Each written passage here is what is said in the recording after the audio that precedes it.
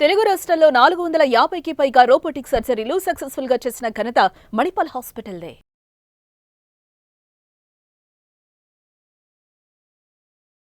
Hello everyone, I am Dr. Uday Krishna, Senior Orthopedic Surgeon, KIMS Hospital, Secunderabad. I am a robotic and navigation joint replacement surgeon working in KIMS since 15 years.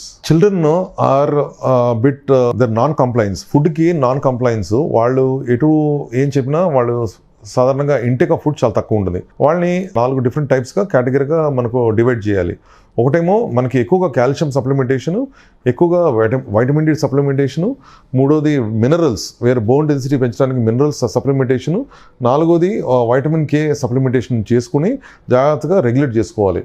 ఇప్పుడు సాధారణంగా పిల్లలు milk తాగమంటే వాళ్ళు యూజువల్గా తాగరు. ఎందుకంటే milk అనేది very important. 4 to 8 years ఉన్న టైంలో బోన్ స్ట్రెంత్ కానీ బ్రెయిన్ డెవలప్మెంట్ కానీ చాలా స్పీడ్గా డెవలప్ అయ్యి బోన్ డెన్సిటీ పెరిగే అవకాశం ఉంటుంది. వాళ్ళకి సాధారణంగా 1000 milligrams ఆఫ్ కాల్షియం అనేది పర్ డైలీ కావాలి. అదే 9 to 18 years లోపల వాళ్ళకి 1300 milligrams పర్ డైలీ వాళ్ళకి మిల్క్ ఇండైరెక్ట్గా కాల్షియం సప్లిమెంటేషన్ కావాలి. వాళ్ళకి ఎక్కువగా బోన్ డెన్సిటీ పెరిగేది పిల్లలకి సాధారణంగా 18 to 20 years వరకు పెరుగుతుంది. దాని తర్వాత 95% బోన్ పెరగదు. ఇంకా ఎంత 18 years తర్వాత ఎంత సప్లిమెంటేషన్ తీసుకున్నా బోన్ పెరగదు. సో ఈ 18 to 20 years లోపల బోన్ సప్లిమెంటేషన్ వయా కాల్షియం కావాలి. వీళ్ళకి కాల్షియం సప్లిమెంటేషన్ ఎట్లా ఇవ్వాలి? మిల్క్ ఇస్తే డైరెక్ట్గా తీసుకోవడం. మిల్క్తో పాటు పిల్లలకి కుకీస్ కానీ లేకపోతే ఏమైనా సప్లిమెంటేషన్ విత్ యోగర్ట్ కానీ, తర్వాత లెంటిల్స్ కానీ, గ్రీన్ లీఫీ వెజిటేబుల్స్, తర్వాత సోయాబీన్స్ అట్లా ఇండైరెక్ట్గా సప్లిమెంటేషన్ చేసుకుంటూ ఉండాలి. తర్వాత మిల్క్తో పాటు మిల్క్ ప్రోడక్ట్స్, చీజ్, యోగర్ట్.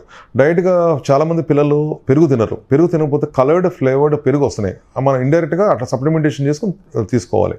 రెండో మోస్ట్ ఇంపార్టెంట్ థింగ్ ఏంటంటే మనకి వైటమిన్ డి డెఫిషియన్సీ ఉన్న వాళ్ళకి ఏమవుతుందంటే రికెట్స్ అనే ఒక ప్రాబ్లము వస్తుంది పిల్లల్లో.